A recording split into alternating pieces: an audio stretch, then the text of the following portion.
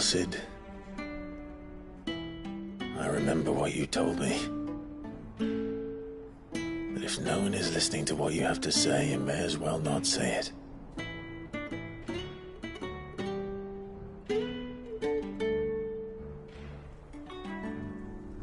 But I will say this, old friend. Hugo Kuka is gone. His shadow looms over us no longer. It's a pity the Phoenix can't be in two places at once. If he'd have been with us, maybe he could have done something for the lost. Not even the Phoenix can bring people back from the dead. Life has a beginning and an end. So we must live while we have the chance. And not as slaves to the crystals, but as free men. May we join you?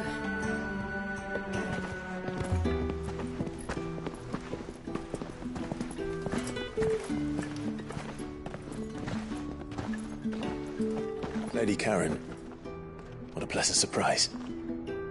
I thought I'd drop by and see how you were all doing before heading off to restock my supplies.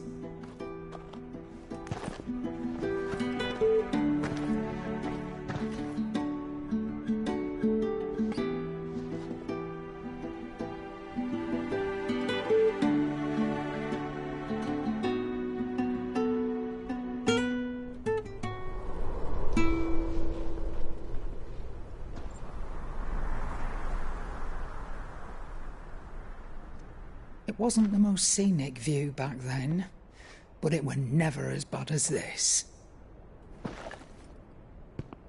I know. The blight marches on. And soon, there'll be no escaping sights like these.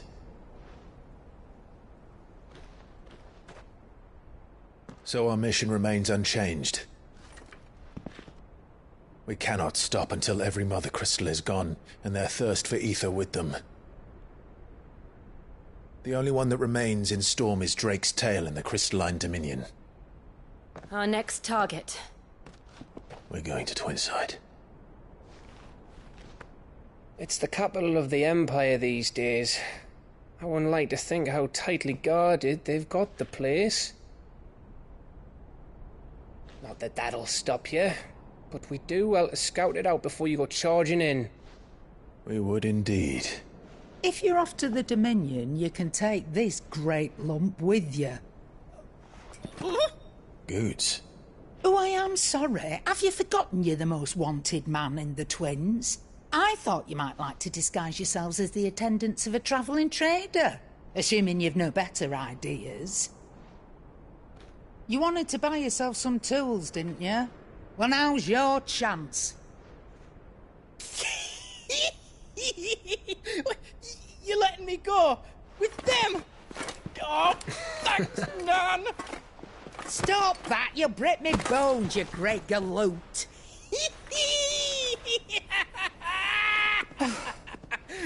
There's a caravan that runs back and forth between the Dominion and the Bocklad markets.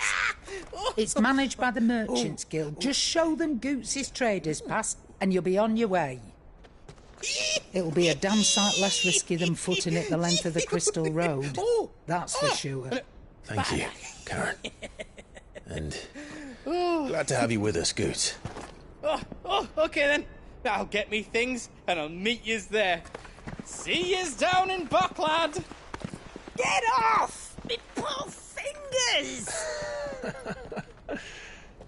Jill, you're with me. Understood. And Gav, Already on my way, Captain. be careful. Aren't I always?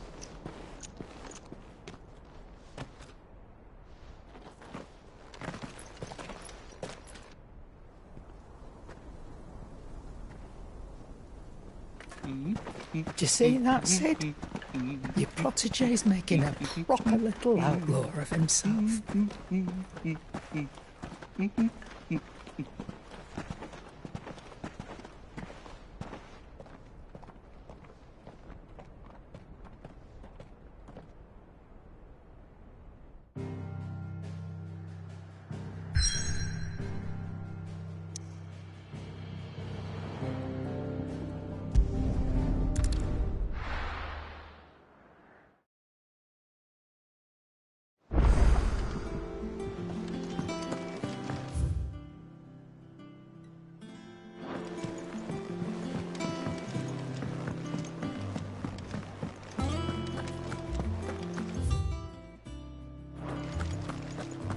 crack the crystal too.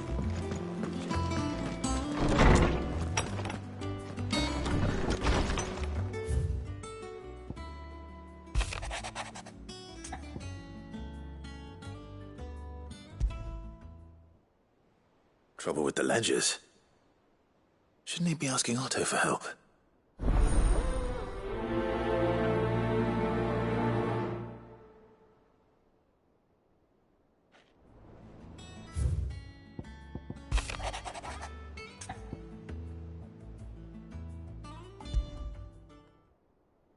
What could be wrong with Torgor?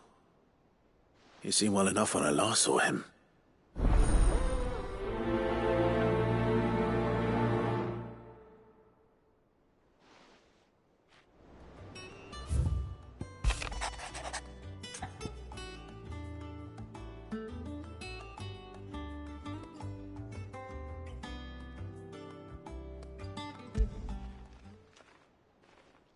Hopefully it's nothing.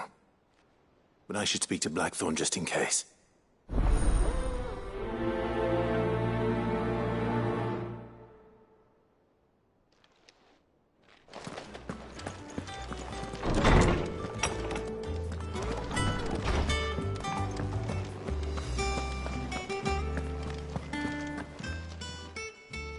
I got your note. You think something's wrong with Torgor? So you can read. Congratulations. But I didn't say how we're wrong with him. I said something weren't right. He's not been eating me treats. He used to love cracking the bones from Molly's boiled brown, but now he won't so much as look at them. Didn't like him. Which is why I'm of a mind that his mind's on something else. You've not been working him too hard, have you? No harder than usual. Is that it, boy? Do you need a rest? What was it you said he was? A frost wolf? That's what the lawsman seems to think. Then maybe this all has something to do with whatever it is that's woken inside him. I suppose things have been different since Rosalith. Perhaps Hippocrates knows something. Instead of everything, you mean? Perhaps.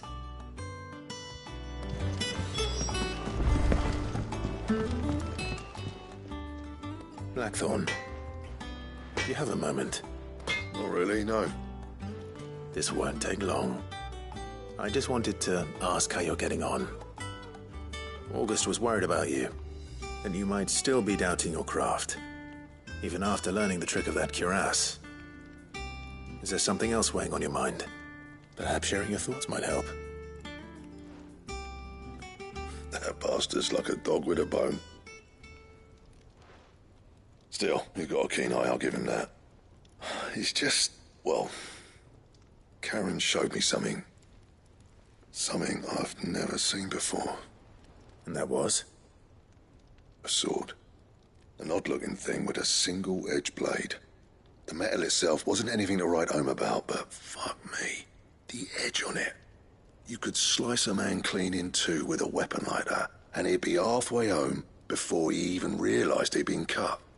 So that's what's troubling you? Nah. Not troubling me exactly.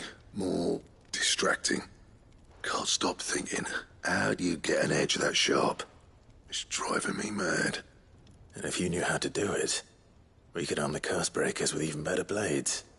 That's about the size of it, yeah. I'll see what I can find out. Sharper swords are always welcome. And we can't have our master blacksmith being distracted. You're a soft touch, you know that. But I can't say I'm not grateful for it. Good luck, eh? Thank you.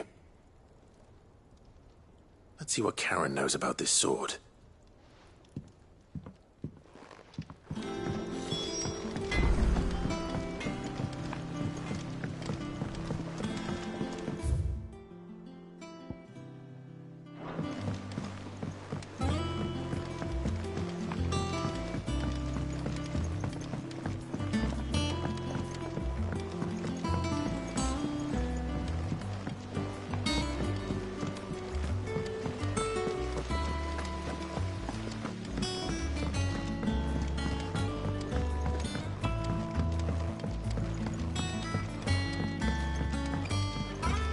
Well. Here, Sid. Reckon you might be just the man to help me out of a bit of bother, if you were mind to. Let's hear it. Well, it's about this alembic the chief's got me making. Lovely bit of kit it is. Bung in a solution you want splitting, and it will separate it out, just like that. Problem is, it won't always get rid of all the impurities. And with some of the stuff we need it for, that ain't good enough. Which is why I've been looking for something to filter the liquid we'll be cooking off. And that's where I was hoping you could help me out. I imagine Ty could get some use out of this alembic too. Distilling medicines and the like. All right. Why not? Proper job! So what exactly do you need for this filter? Nothing but bomb ash'll do, says the chief. Gave me a sample she'd obtained from the university stores. Couldn't believe my eyes. You pour the blackest blight water through it, and it comes out clear as a mountain stream. So, I did a bit of reading about where I might be able to get hold of some. And do you know what I found out? It's only the blimmin' bones of a bomb king. They leave them behind when they die, see? I take it that's where I come in. If you wouldn't mind. I saw a billet on the hunt board for one just the other day. Would have gone myself, but, well, fighting dirty great balls of flame ain't exactly my forte. You, on the other hand... All right. I'll see what I can do. Thank you kindly. And good hunting, eh?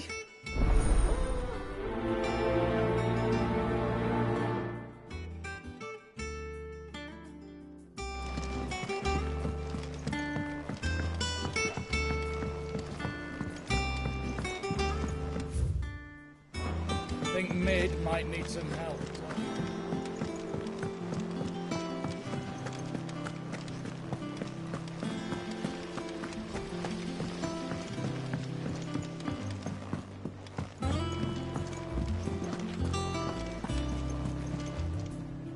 Clive, did you get my letter? That's why I'm here. Shh. Otto won't be listening. Is this better? A little. Listen, I've some bad news. It turns out the hideaway may be slightly behind in its payment to certain lenders, and it may be my fault. But I swear to the goddess, I thought I had the numbers square. Sadly, that square turned out to be more of a circle. Zero, you might say. I can straighten it out, I swear, but it's going to take some time, and I'm going to need help keeping it from Otto. Bit late for that, I'd say. There you are! What a surprise! So let me get this straight. You forget to pay our lenders what they're due, and instead of coming straight to me, you get Clive to come to you. And I hope he'll dig you out of the hole you've dug for yourself. Clive, the man in charge of the place you've been cheerfully trying to bankrupt. And you thought this was a cunning plan. Why? Well, who needs paying? Oh, just Martha. And the dame. And, well, Lady Karen. But only 500 talents. We owe 3 of our most trusted friends 5 million gil. Each. 5 million each. They lent us the bulk of the money we used to rebuild the hideaway, you see, and, well, I must have made some sort of oversight. Those ledgers were my responsibility, and it was my decision to entrust them to you. This is my fault.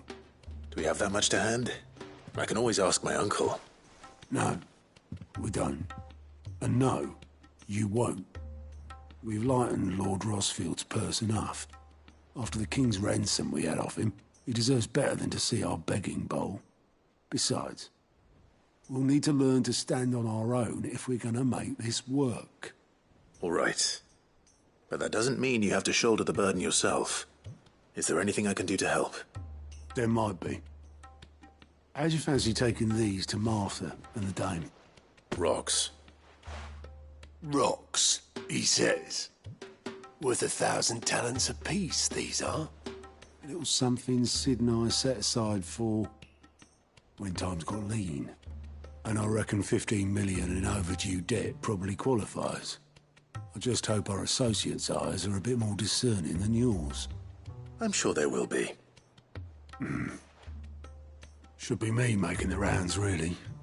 But you know how it is with this place. Orders to bark, arses to wipe and all that. I know. Which is why I don't mind going in your place. Go. Do you know why I only gave Master Clive here 2 star rubies? Because you'd rather Lady Karen killed me. Because I'd rather Lady Karen killed you. Yes. Well, I suppose this is goodbye then. Don't worry. I'm sure Karen will understand. Really? Do you think so? No, I don't. Fancy a look at the list, do you?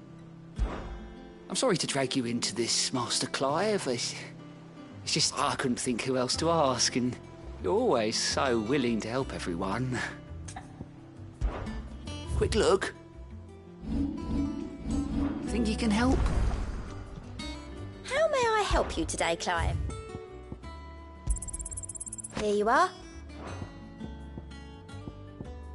Best of luck out there, Sid.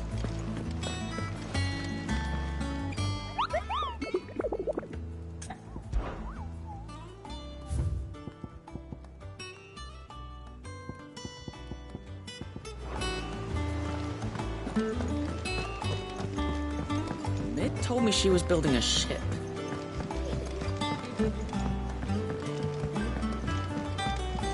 I don't know where Sid gets the energy.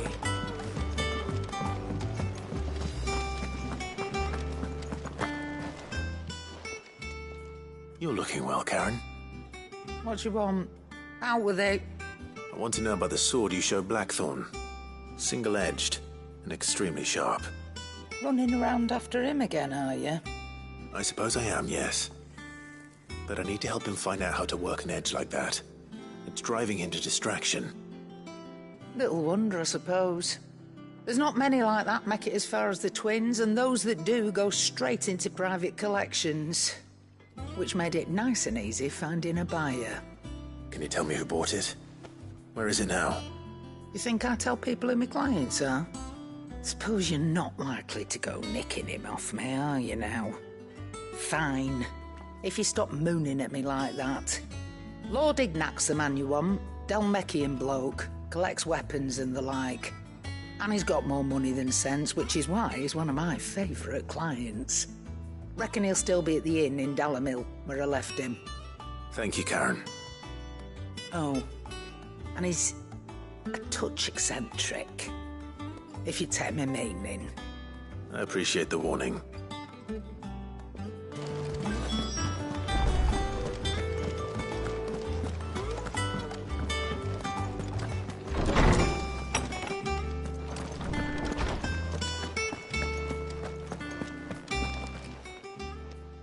Lawsman, I need to ask you about Torgal. Something's not right with him.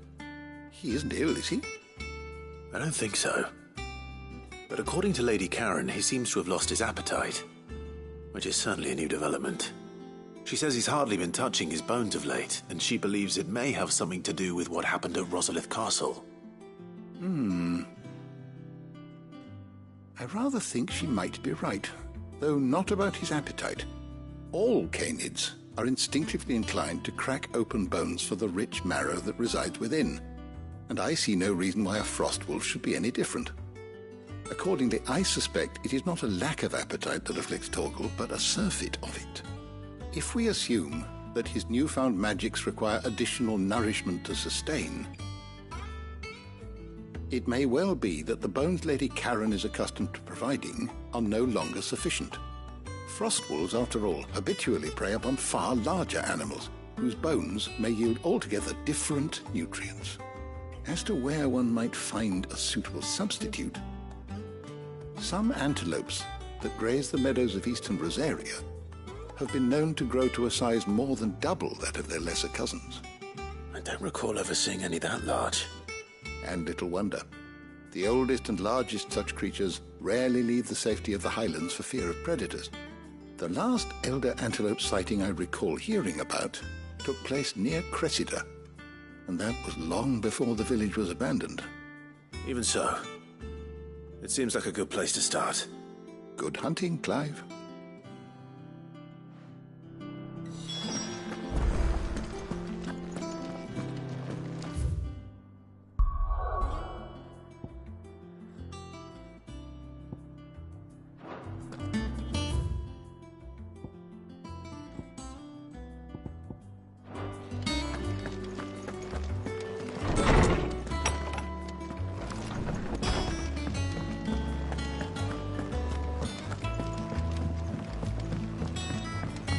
I don't know where Sid gets the energy.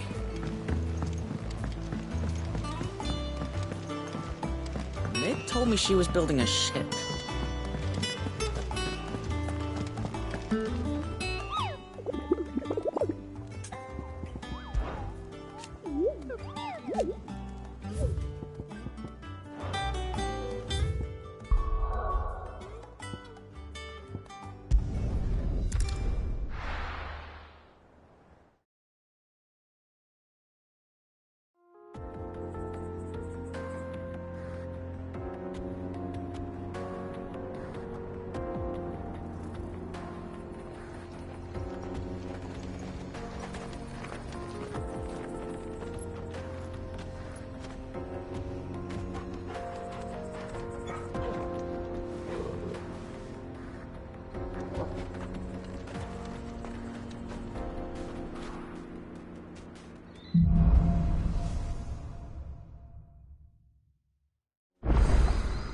How are you feeling?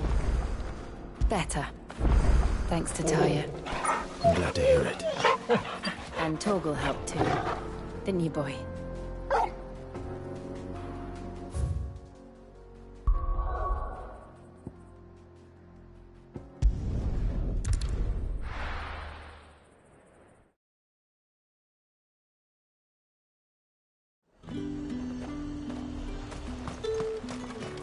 There's talk.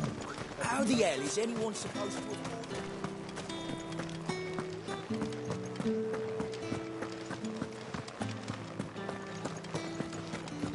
Did you hear? The gates to heaven. I want to see. What am I going to do without Sweetwater and olive talc? Milady, I come bearing gifts. Gifts? Whatever is the occasion.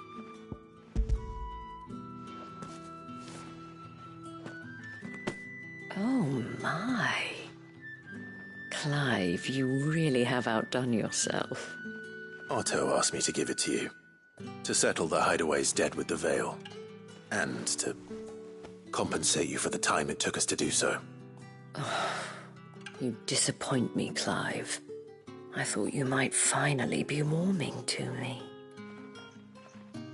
Tell Otto he can keep his baubles. I tried to tell him as much the first time around. The man owes me nothing, nor does the Hideaway. My contribution to the restoration effort was made freely and willingly. It was the least I could do. You once told me Sid did you a kindness. I'd like to do the same. Please, accept it. For my sake. And for Otto's. For all of us. For all you've done. It is rather fetching, isn't it? Very well. Otto is lucky to have you, Clive. I doubt anything could ever replace his son. But you and the others at the Hideaway are the closest thing he has to family. Otto had a son. Long ago, yes. Sid told me Otto lost him when he was just a boy, and blamed himself for not being able to stop it. I don't know how it happened, whether there was anything he could have done, but it was clear that it weighed heavily on him. I didn't know. How could you have? I doubt anyone did. Besides Sid, I've never met a man more keen to bear his sorrows in stoic silence. An ill habit, given that both have always been surrounded by friends desperate to help them. I'm beginning to see that.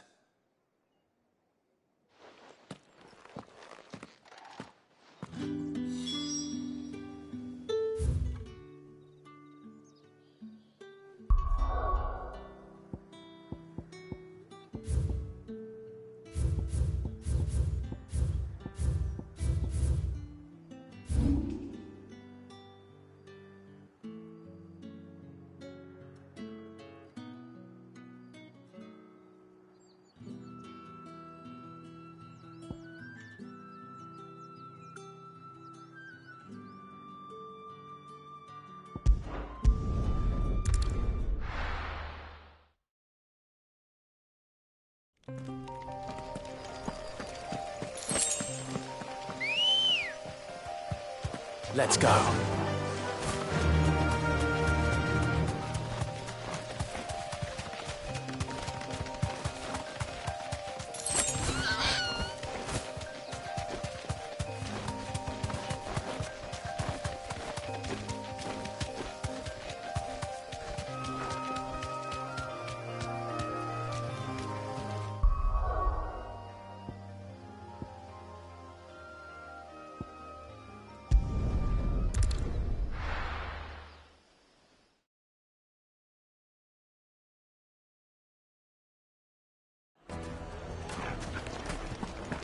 People take notice of wealthy men. Shouldn't be too hard to track down Karen's collector. The same Drake's fang is gone. The whole mother crystal gone.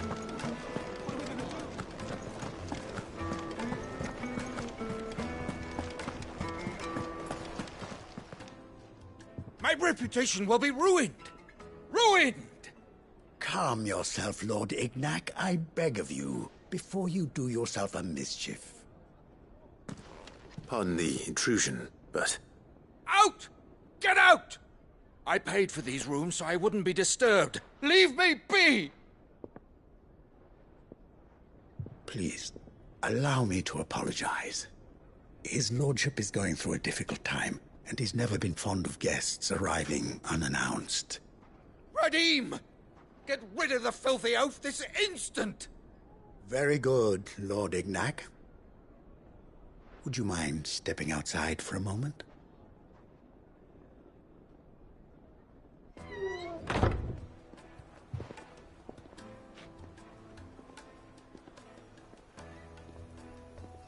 I'm sorry if I've caused you any trouble. That? No. That's just how his lordship is.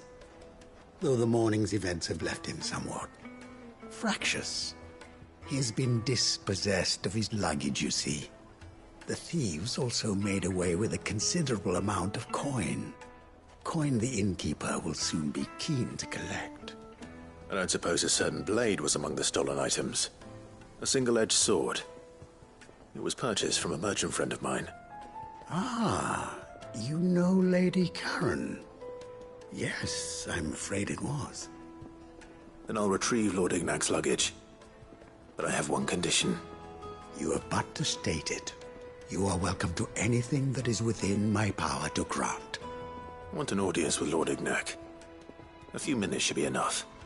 Then I'll be on my way. A condition I would be a fool to refuse. Of course, you shall have your audience. I don't suppose you saw where the thieves went? I did not, no. Though some discreet inquiries made on his lordship's behalf mean that I know where you might find them. The bandit's bed.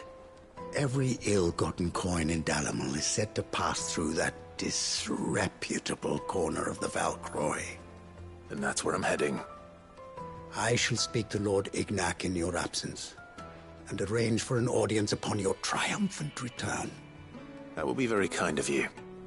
Farewell, and best of luck.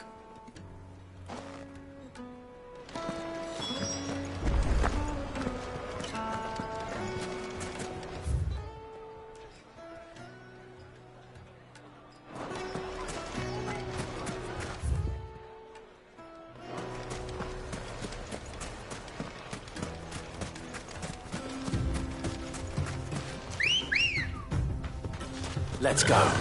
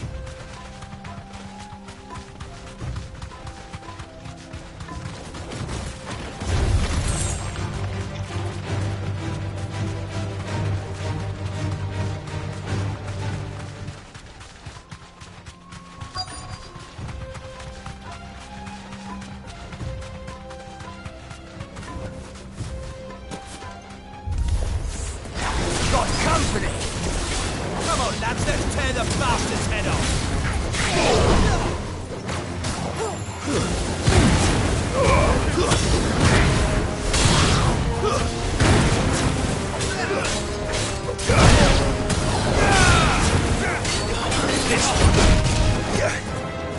Over here! Nice try.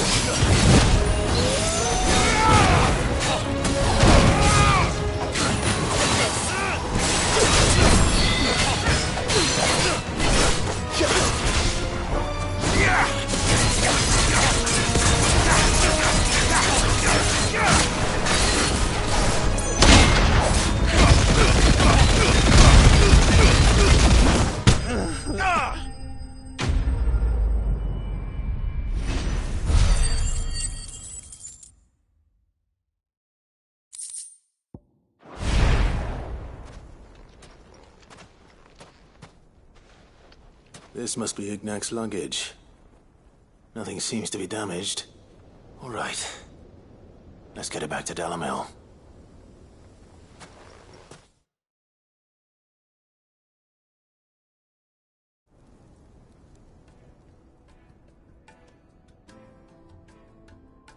I hear I have you to thank for the return of my effects.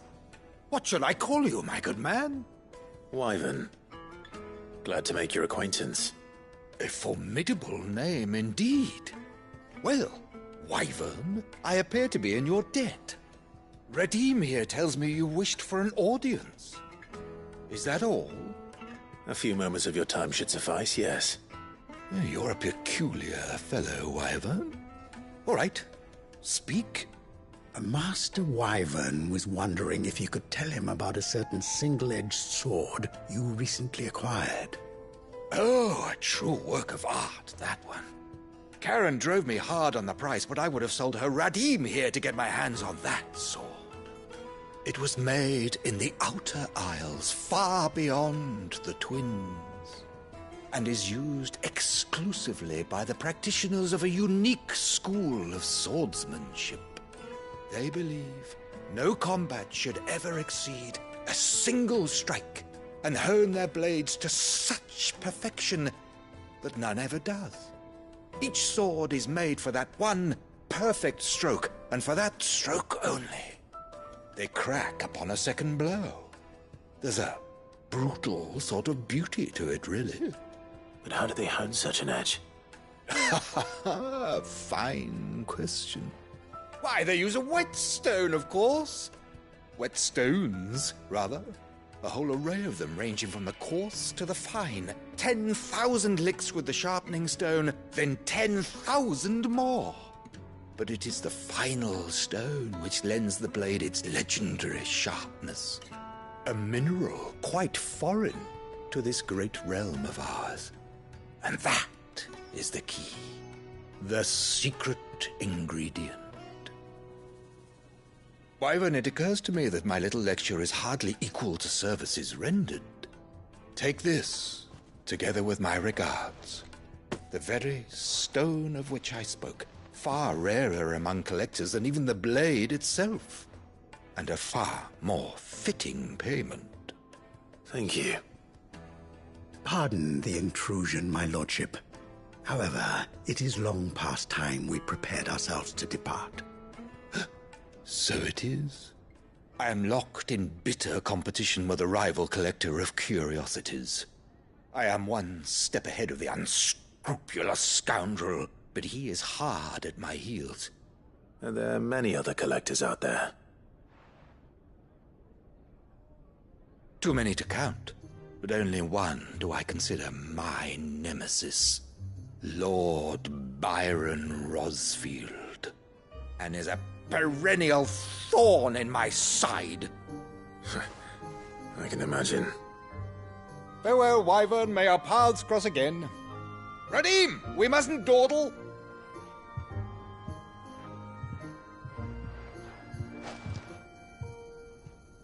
I think his lordship is rather taken with you, Master Wyvern. Thank you again for your assistance. Coming, my lordship. I'll be right there.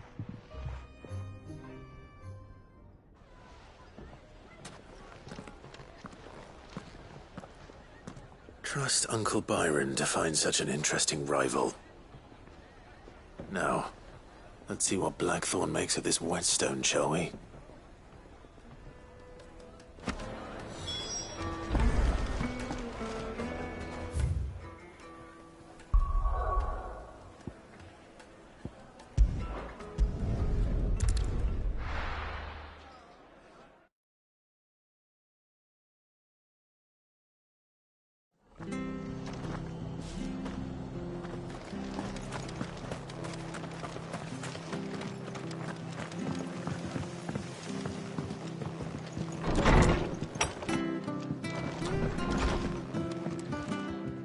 Clive, we weren't expecting you. I wasn't expecting to be here, but it seems we still owe you a considerable amount of coin for your help with our rebuilding efforts. And though I doubt it's what you were expecting, we were hoping you'd take this as payment.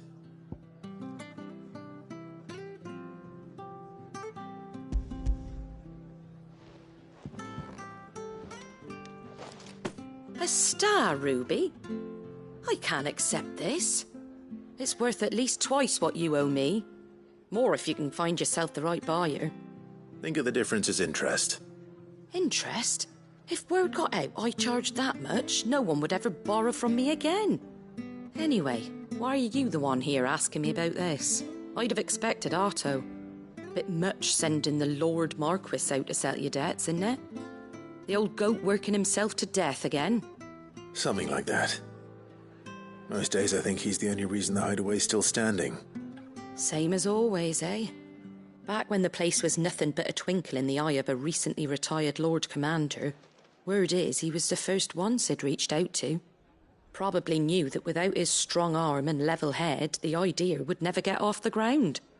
Sid may have been the face of the hideaway, but Otto's always been the backbone.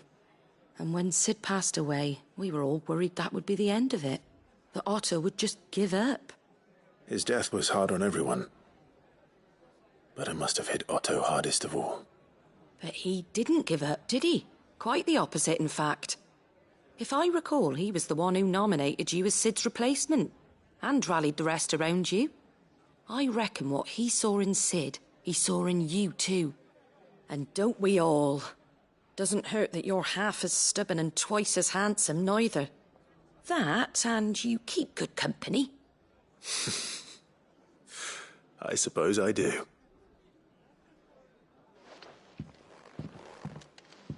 Gob will want to know the stones were delivered, if he's still with us.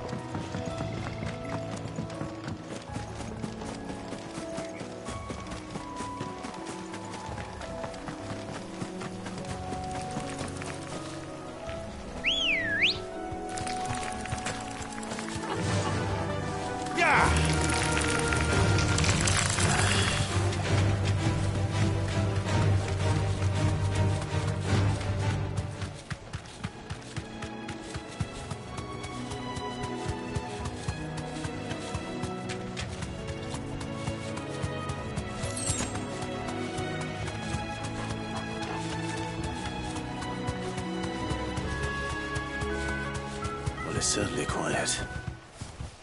If I were a giant antelope, it would seem like just the place.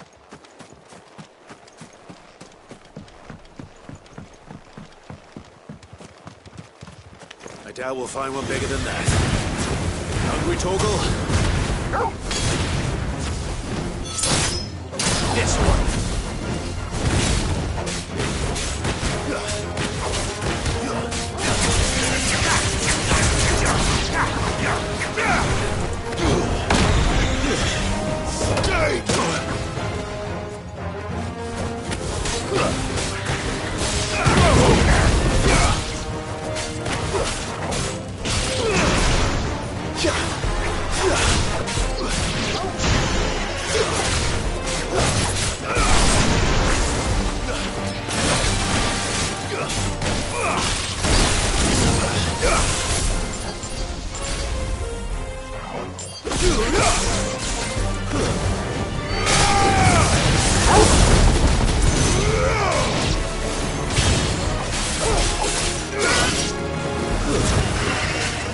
Farewell.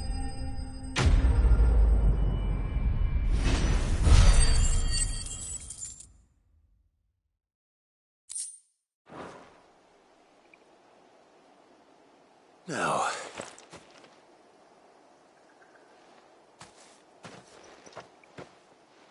will it be enough, I wonder?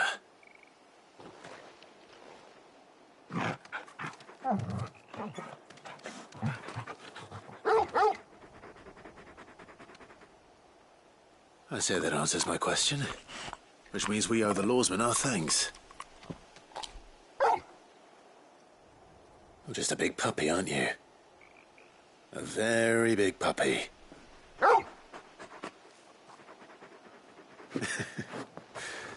You do know you can take that with you, Torgal. Lady Karen will be relieved to hear you've got your appetite back. Come on, boy.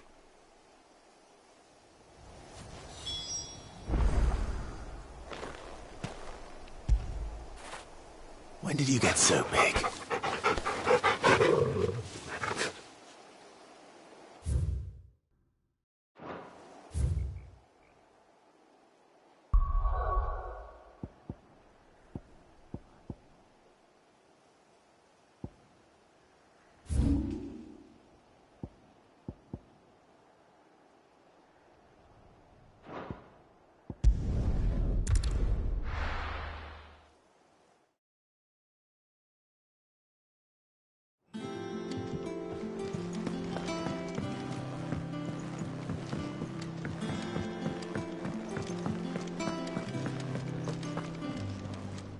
I noticed you and Torgal had gone off somewhere.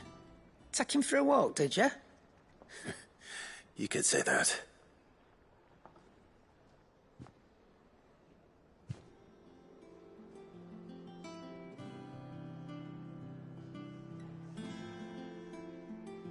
So, Molly's leftovers weren't good enough, eh? That'll teach me for treating you like you're still a pup. All right, no need to shout. Now we know what you're after, I can see about getting some in. Speaking of which, I brought one for later. Can I leave it with you?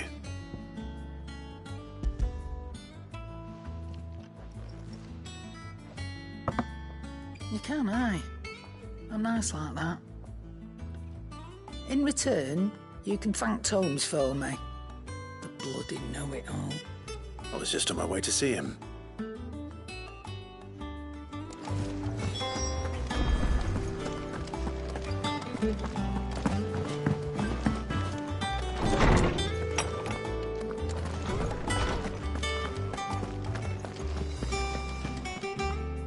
Ah, Clive. Were you able to locate your quarry? We were indeed, Lawsman. You pointed us in exactly the right direction. And Torgal's been a very happy hound ever since. Very good, very good. Lady Karen sends her thanks, by the way, for your part in solving the mystery. Ah. But that reminds me. After your last visit, I found myself pondering Torgal's talents. Do you recall our conversation concerning Lady Jill's role in Torgal's transformation? About how she somehow woke the power within him. Precisely that. A reasonable conclusion, I thought, but one which raised certain questions in my mind. You see, the Fenrir of legend served Shiva and Shiva alone. And while the powers attributed to him are certainly impressive, the records imply they are somewhat different in nature to those you described Torgal as having used. What are you suggesting? That Torgal may be the beneficiary of more than one icon's power. Consider that in addition to Lady Jill, he has served as a loyal companion to you, your brother, and even the late Cid. In short, the icons hitherto near at hand, or should I say at paw, have been diverse and plenty, and that number has only grown as the realm's dominance have fallen to your sword. One can but speculate as to how all of this has affected Torgal.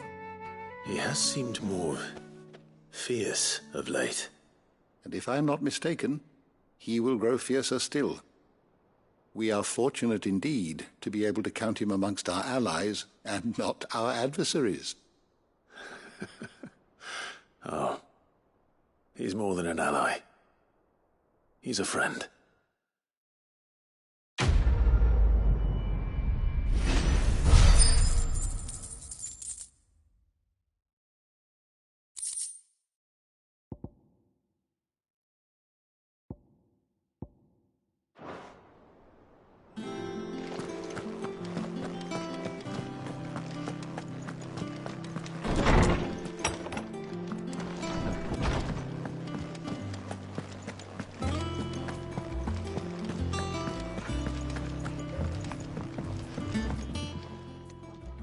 Sorry for the wait.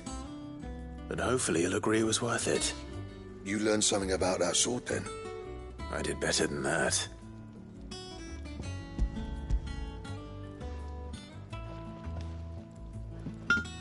Hey, a whetstone? Yes. But not one you'll find anywhere in Valisthea.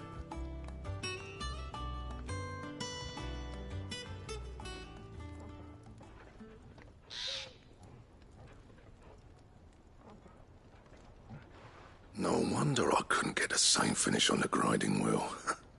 One hit and all done, eh? Might not be so bad if all you ever fought were duels. Good luck on the battlefield. Your second opponent would be your last, no matter how good you were. Even so, is there some way it could be used to give the Cursebreakers an edge? Kinda still. I could probably even make a twin of the blade that rattled me. But there'd be no replacing this little rock once I worn it down to a sliver. I reckon we get a dozen swords from it, if that. Swords that the Cursebreakers wouldn't know how to wield properly, and that would see them through a single fire piece. Nah, no point trying to copy that thing. Be about as much use as a wax anvil. But finishing our blades with a whetstone this fine, now that's something to consider. And what's finer than fallen masonry, eh? Or more hard-wearing, for that matter. Just imagine it. Good Valisthean steel with an edge as sharp as any found in the Outer Isles. I won't make a copy, nah. I'll make something much better. I'm sure the Cursebreakers will be delighted. Just don't push yourself too hard. Don't you worry about me, sunshine. I've been working day and night since I was half your age, and I'll still be here when you're long gone. Hey, thanks, Clive. I mean it. I owe you one, August too. It's good to know someone's looking out for me. He'll be happy to hear you said that. And I'll see that my debt to you's paid. First new blade I make's got your name on it. You come and find me when you've got the materials. All right. I will.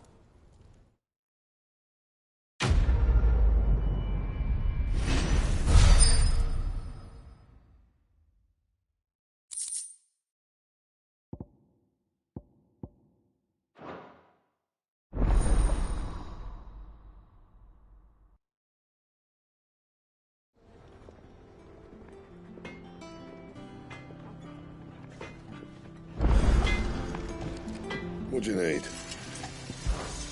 What do you want?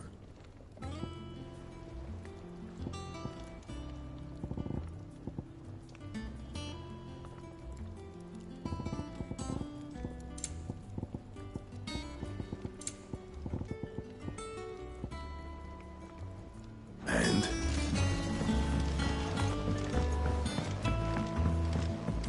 I went up to give some greens to the chocobo, and do you know what it did? Only went a bloody... Hit me?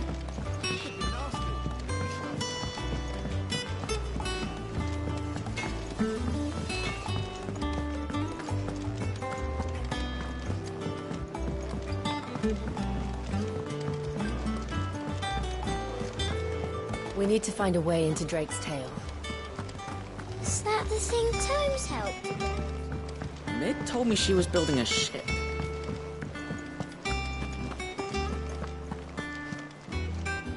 Goat. Still alive, I see. So Lady Karen accepted the ruby. Ah, about that. I tried my best, but she was just too stubborn to take it. She threw it right back in my face, in fact, and told me I could stick my stupid stone where the sun don't shine. Karen refused payment. I hope it wasn't something I said. I'm sure you were as tactful as ever. Let me see what I can do. Oh, wonderful. I hope you have better luck than I did.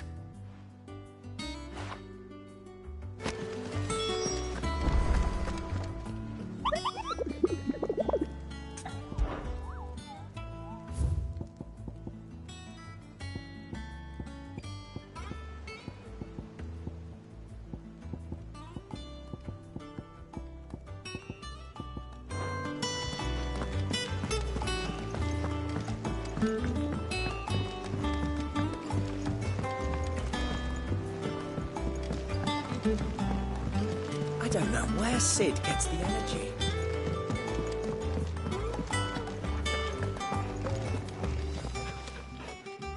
Lady Karen, Goad tells me you weren't happy with our offer. Would you prefer the debt was repaid in coin? What debt?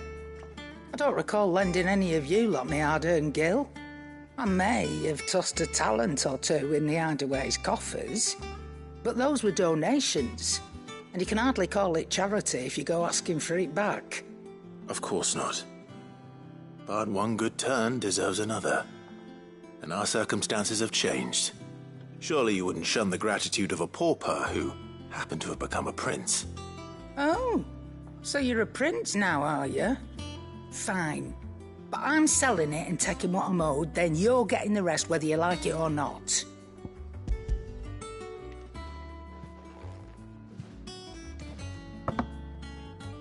Where'd you even get this? A decent trader might nab 1,000 talents for a star ruby. A canny one, meanwhile, might claim it were nicked from the belt of Sid the Outlaw himself and ask twice as much. Might be I already have a buyer in mind. Might be you even know her. A fine continental maid whose beauty's only eclipsed by a guile in commerce. You wouldn't mind, would you? Not at all. Just be sure to tell her that it's always a pleasure doing business.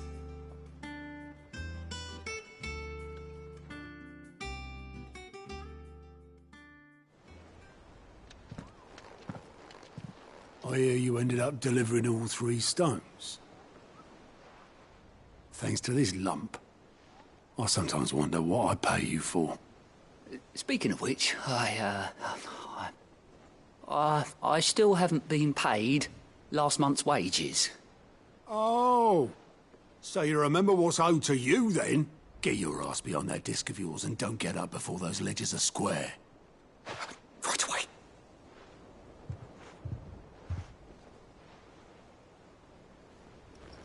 I've seen that before. Yeah. Plenty of times. It was the only goblet Sid ever used. Either out of habit, or because the filthy sod couldn't be bothered to find a clean one. I knew so little about him. Like most people. Martha and the Dame both seem to have fond memories of him. I bet they do. How long did you know Sid before he... Before he died. 20 summers, give or take. Back in the day, I was a purser on a trade ship, which is where I met him. He bought passage to... I forget where. But having nothing better to do on the long nights, we sat up drinking island rum till the morning bell dragged me back to my duties. Quit my post not long after that. On account of making a fine maiden's belly fat. But me and Sid stayed close, promising we'd one day sail the seas again. That was before fate stepped in and said she was having none of it. The magic woke inside my son soon after his first name day, and there was no hiding his knack. Couldn't you and your family have... My family were the ones who summoned the constable, wanted the monster taken away. I couldn't turn my back on him, forget what I felt, and I couldn't for the life of me understand how they could. Luckily, Sid was of the same mind as me. It was him who stood beside me when all I wanted was to tear the whole world down. Him who cried for me when I had no tears left of my own. Him who swore he'd do everything he could to stop it from happening again. And he was true to his word, too. Left the Royal Army once and for all. His ranks, his ribbons, gone. Just like that. Threw away everything he had. All to right a wrong that no one else had the courage to face. I knew then I'd follow that man to the ends of the earth.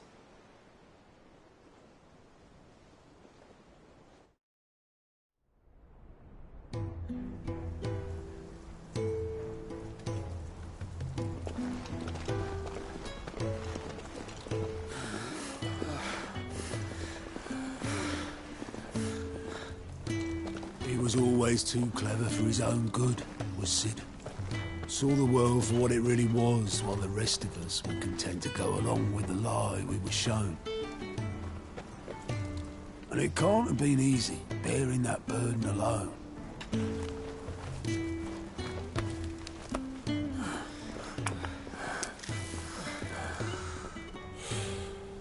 But he didn't let it stop him. He never lost faith in what he believed was right. And that gave us faith in him. Faith he'd steer us true. So I swore to myself that I'd always be right behind him, ready to catch the stubborn sod, if ever he should fall.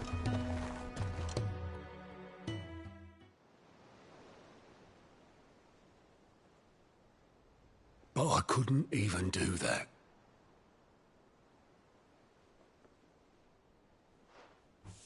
Ignore me. Just the ramblings of a tired old man.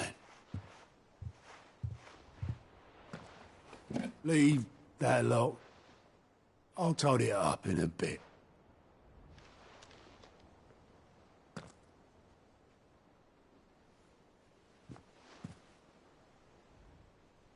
This is Sid's handwriting.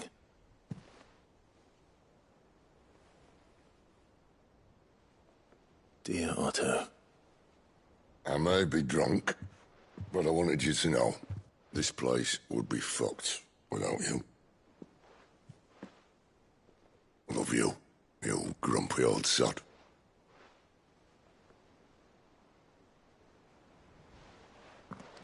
This note. Hmm? What about it? Sid was right. Without you, we'd all be lost.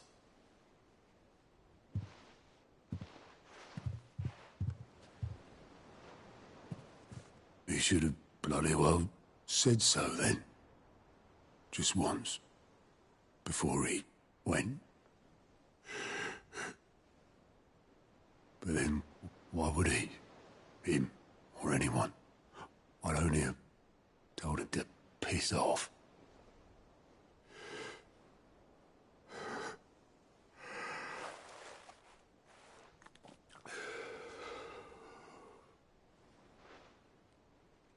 You're wrong, though.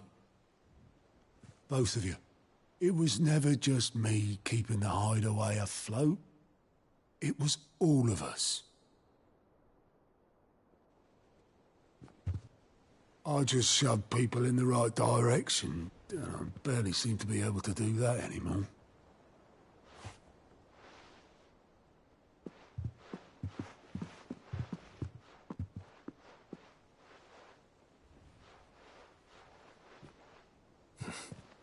Would you rather goat at the helm? Well, maybe I've got a few more years left in me. I'm going to hold you to that, Otto.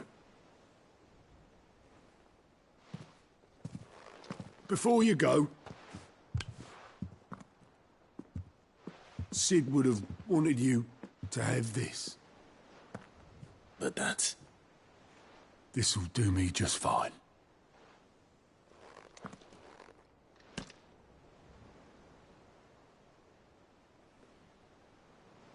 Thanks for the ray of sunshine. I'll see if I can't pay you back.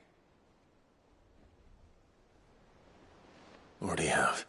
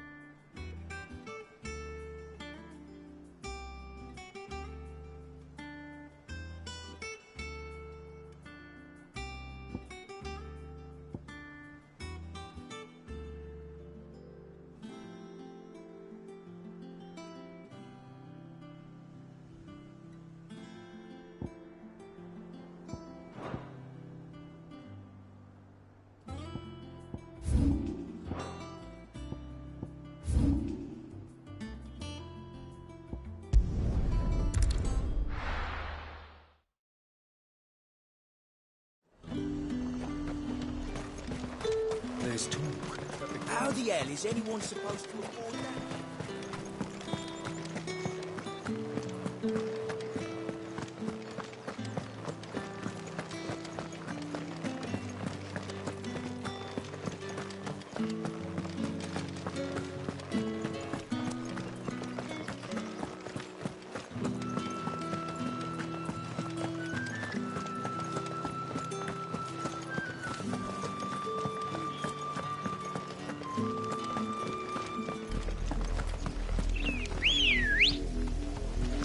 Let's go.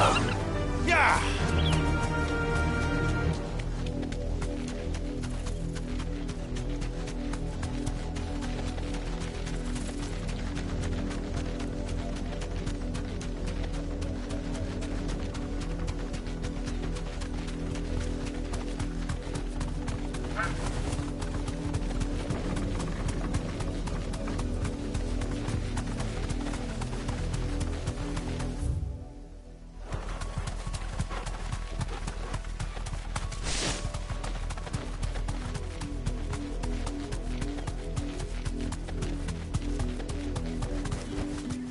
I can walk from here.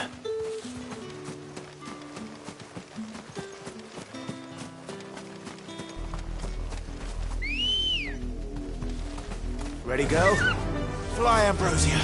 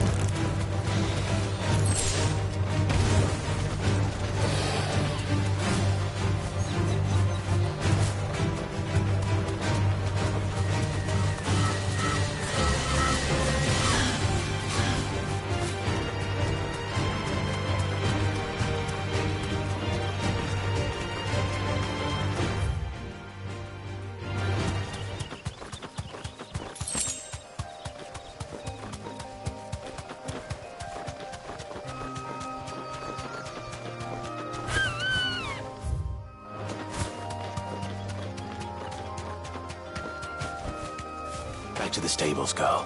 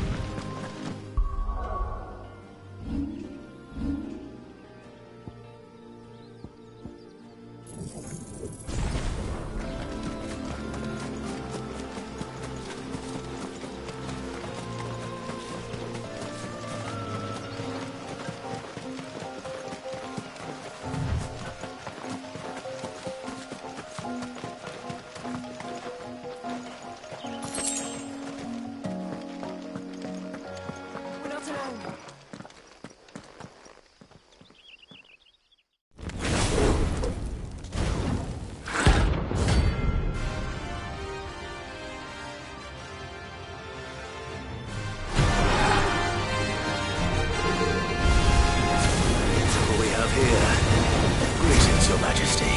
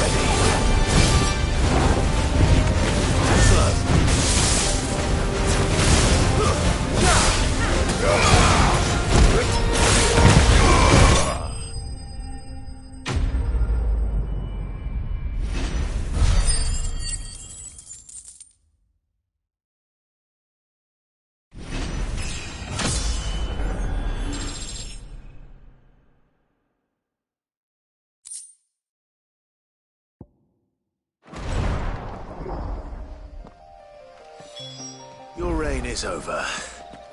Now to collect the ash. This looks like the stuff. Let's see if there's any more.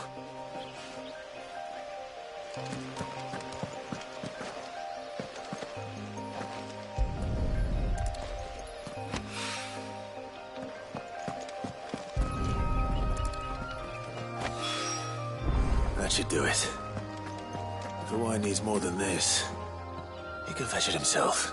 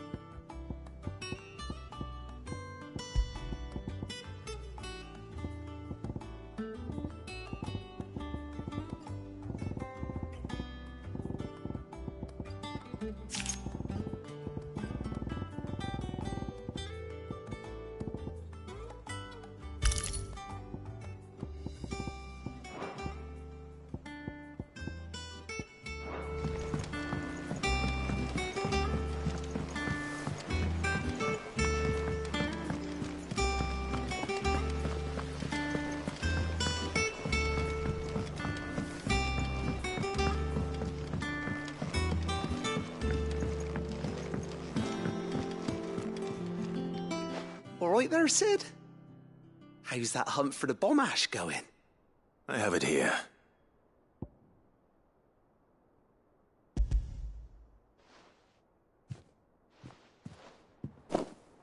That's the stuff. And plenty of it, too.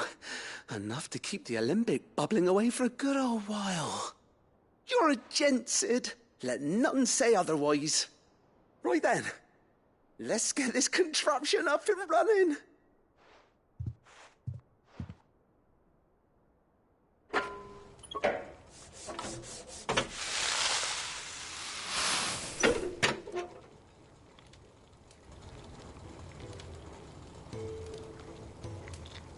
There we have it. The Telemon Alembic. And it works just like the chief said it would. Very impressive. Says the man who cut down a burning boulder. Speaking of which, I still haven't returned the favor. There's no need. The good it will do for the hideaway is reward enough. Don't be silly. Why don't you let me take a look at that bag of yours?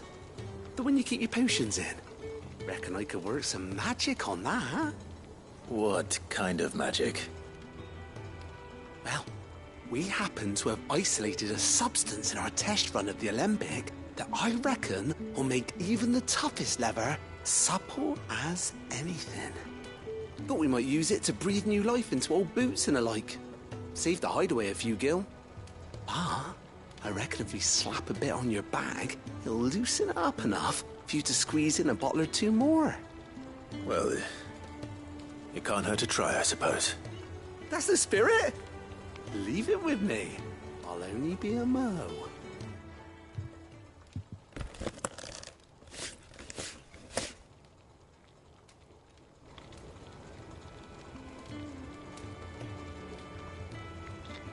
Well, what do you reckon? It certainly feels more flexible. Right? Told you. Thank you. I think. No. Thank you for supporting Mid and the rest of us in our endeavors. Without you, we'd never have been able to discover wonders like that stuff I rubbed on your bag. And I'm telling you, there's plenty more where that came from.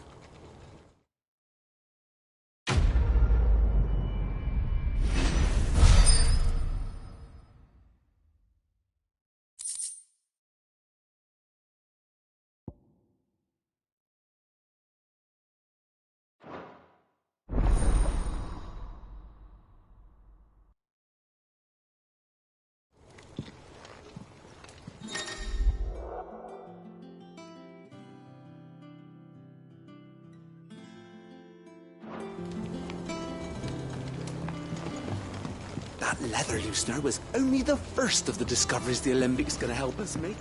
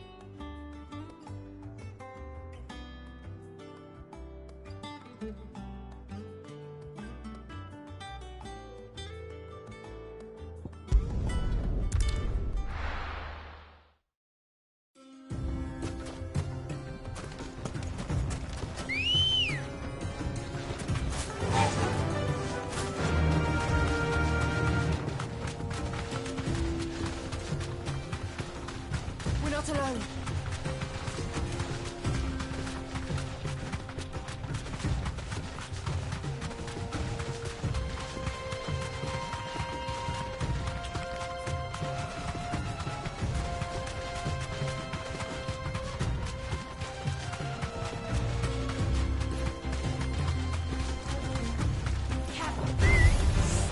Dumb vultures, preying on the trade caravans. You've picked the wrong target.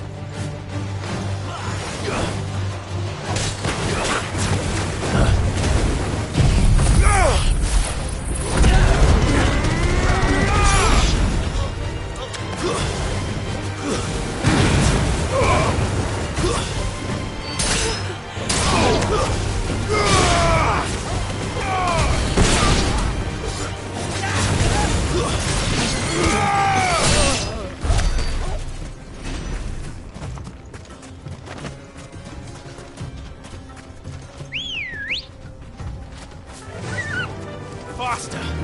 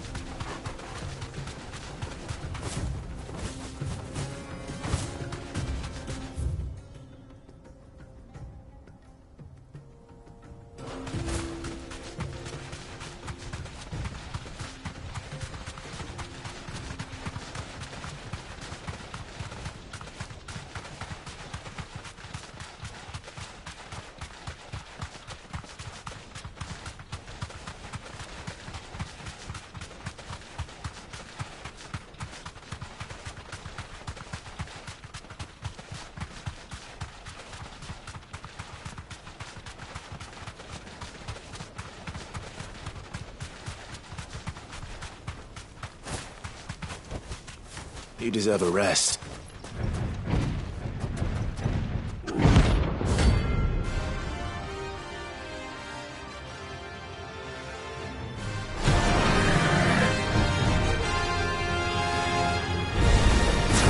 Well, Clive, looks like you're gonna need a new bigger sword.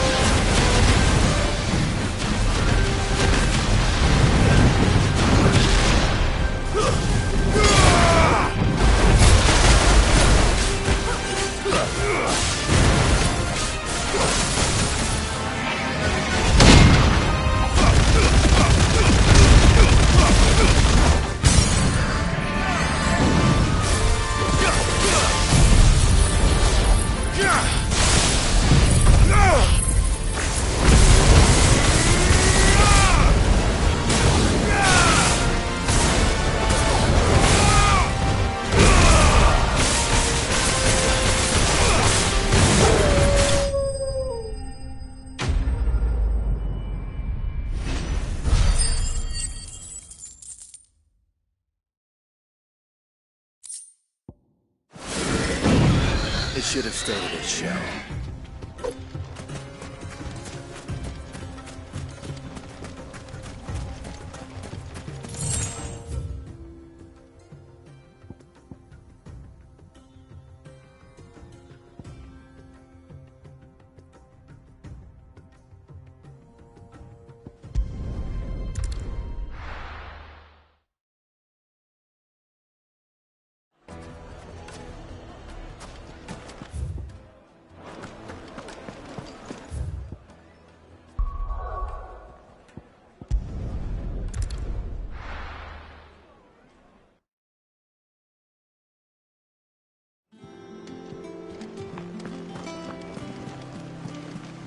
Is that the thing Tomes helped? Meg told me she was building a ship.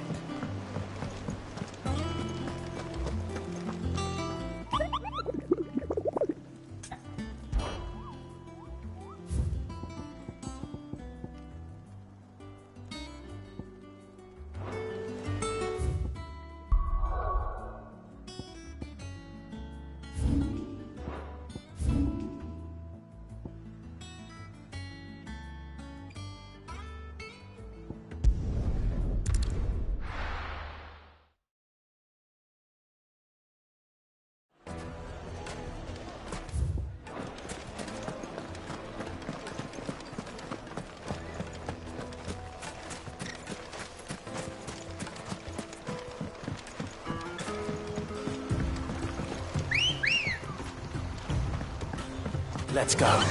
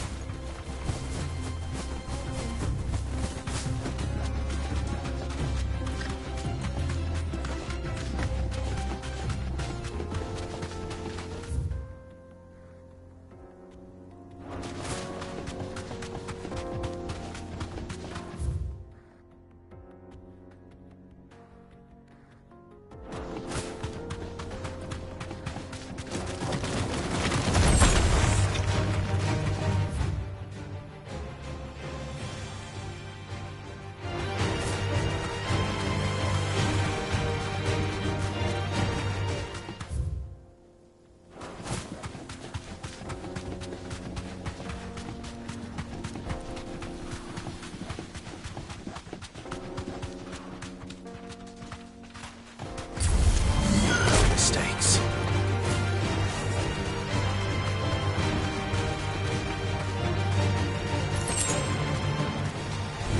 Time to fight.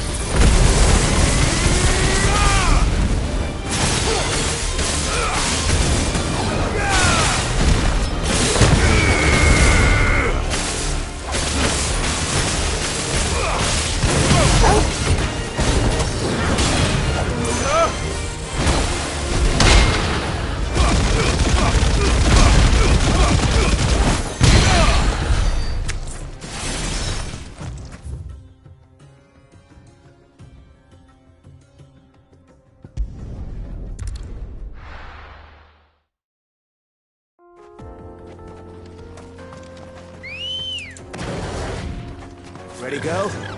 Fly, Ambrosia.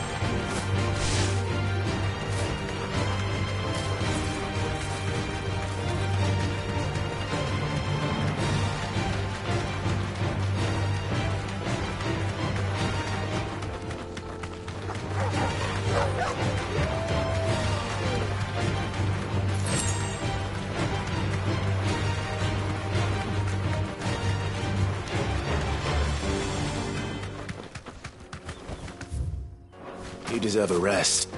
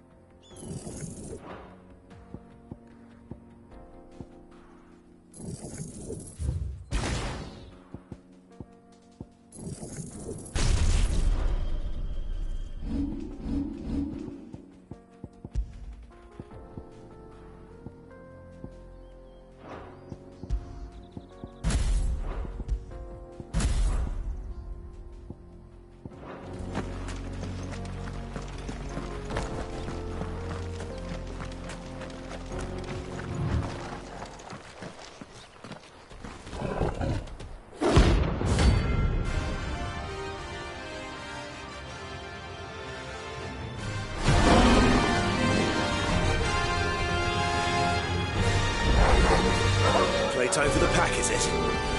Let me introduce you to mine.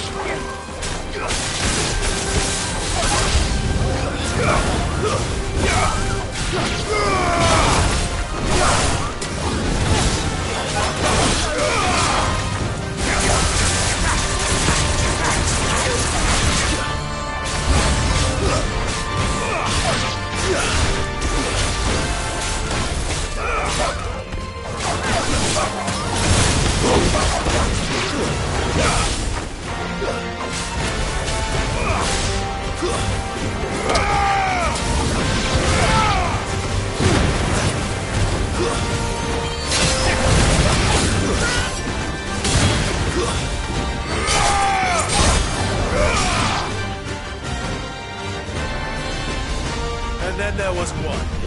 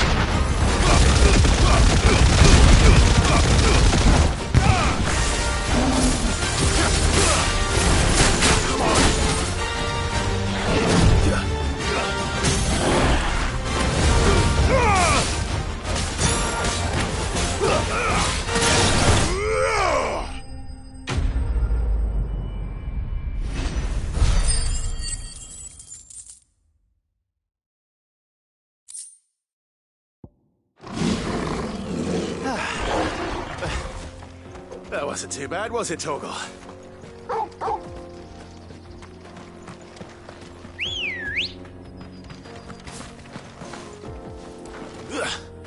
Come on.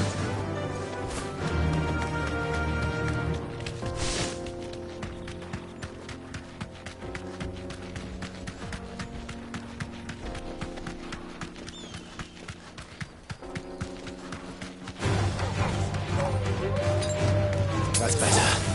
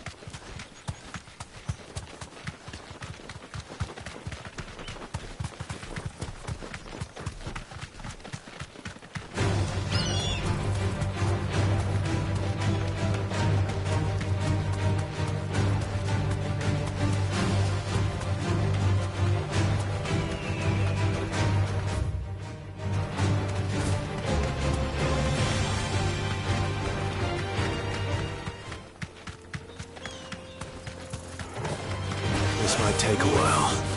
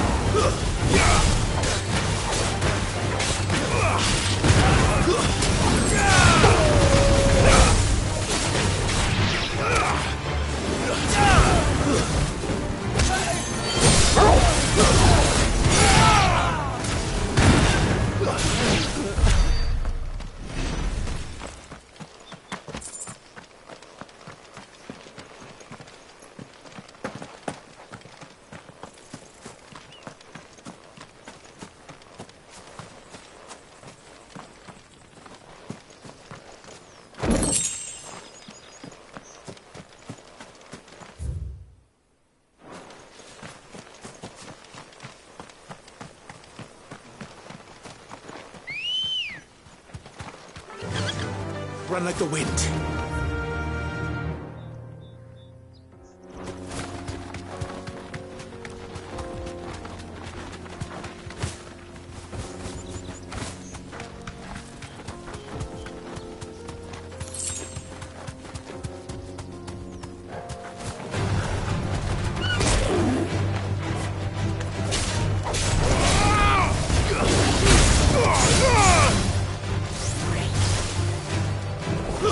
Yeah!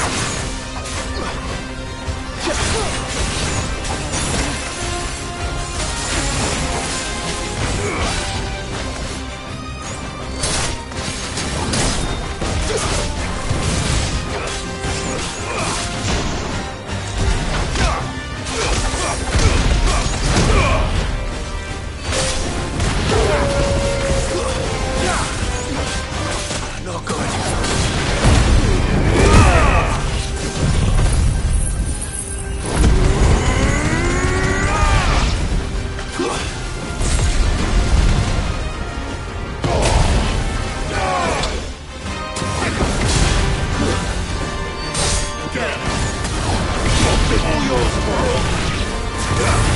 Now, Torgo!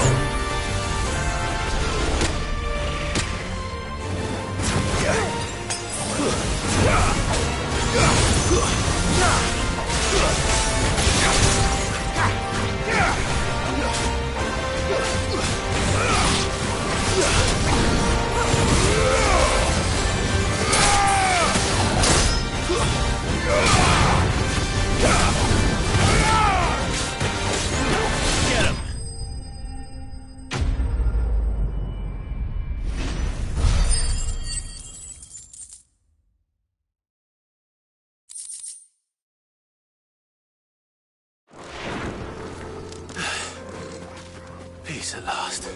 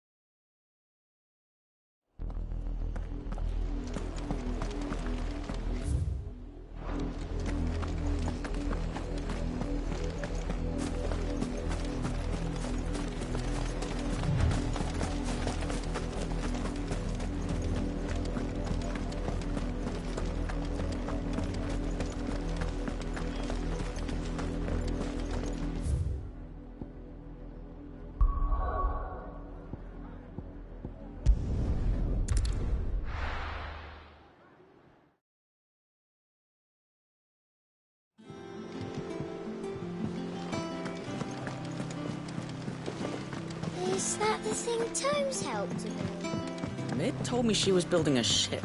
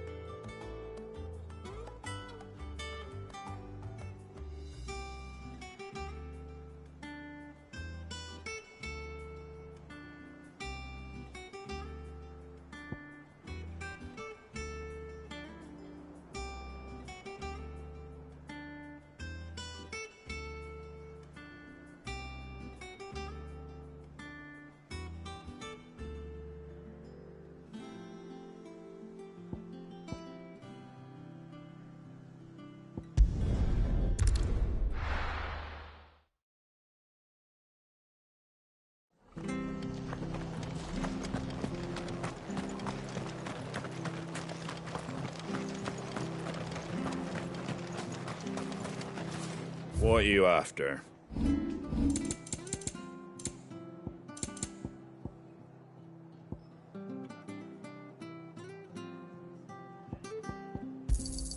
There you go. Much obliged. Thank you for sticking with us. Those of us who are still here. Can't exactly leave old Martha alone.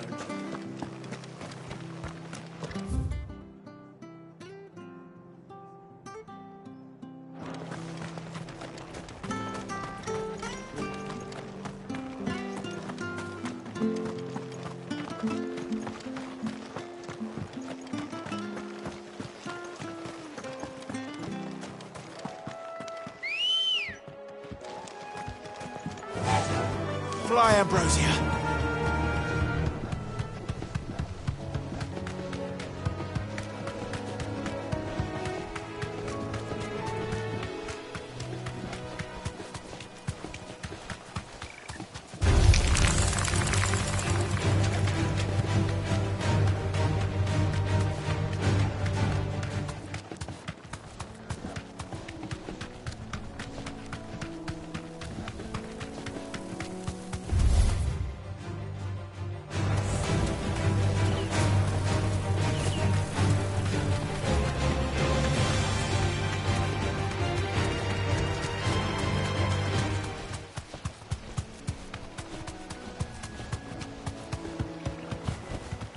That'll do, girl.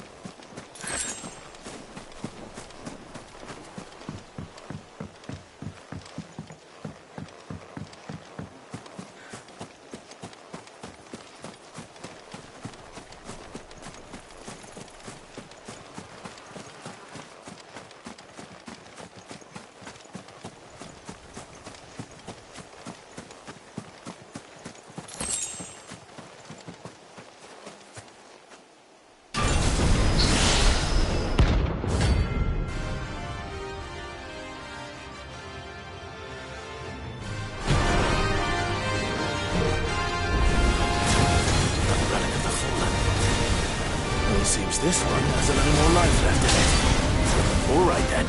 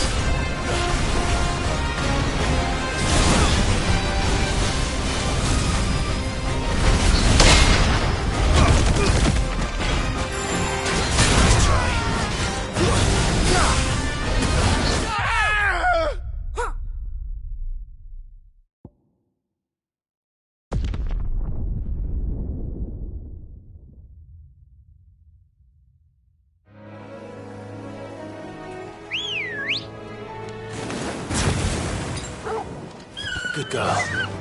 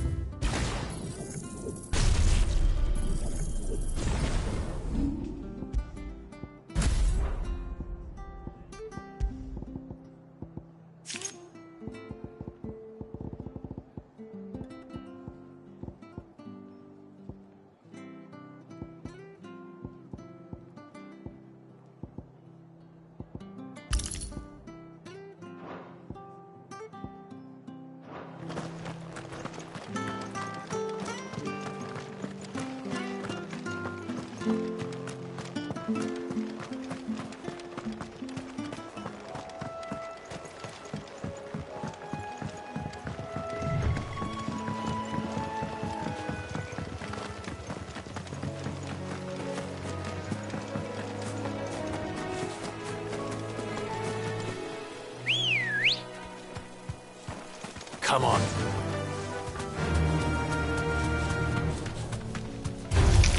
Time to fight.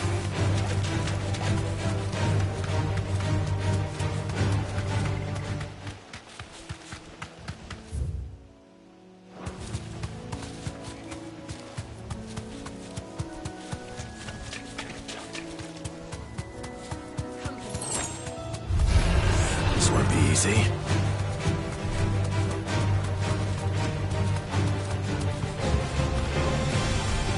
Walk from here.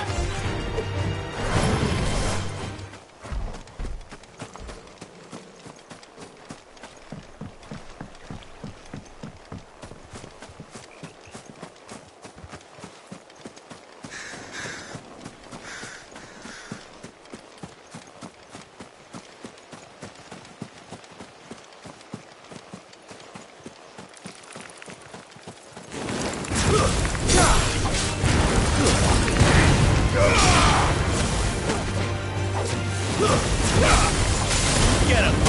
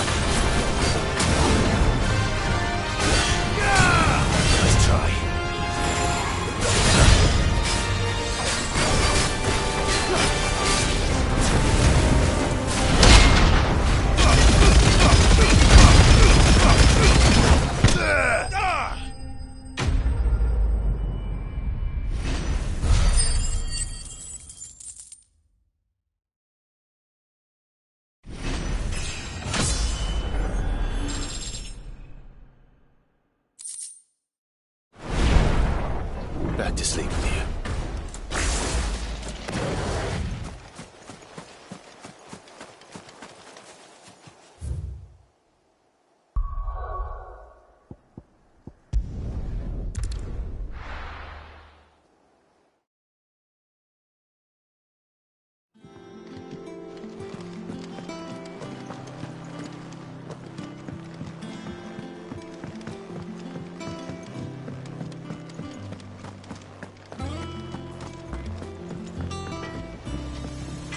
Clive? Not saying Fordian, do you? No scratches, right?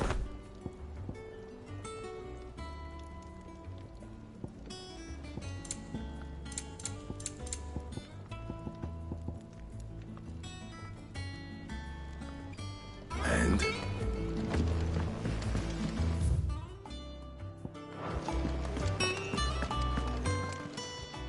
Is it business or play?